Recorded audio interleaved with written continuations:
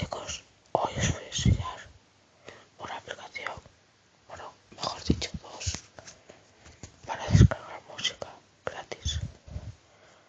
Una, la mejor que he visto es, la número uno, por mi opinión, es Infinite Calming. Esta aplicación te descarga todas las canciones que quieras. Creo que te has encontrado todas. Te puedes encontrar vídeos o música para descargar. Y puedes poner popularidad, duración, con fecha y otra cosa por aquí abajo. Bueno, lo más importante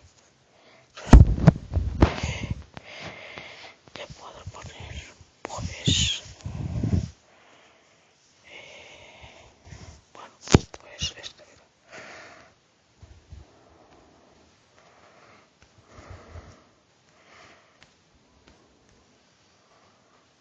Vale, Baby Pitbull.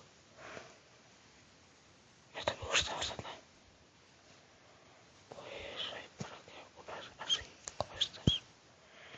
Y pones descargar y desde aquí arriba.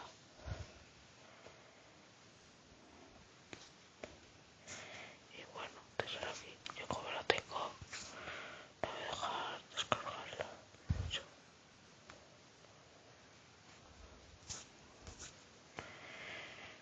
Pero bueno, voy a dejarlo así.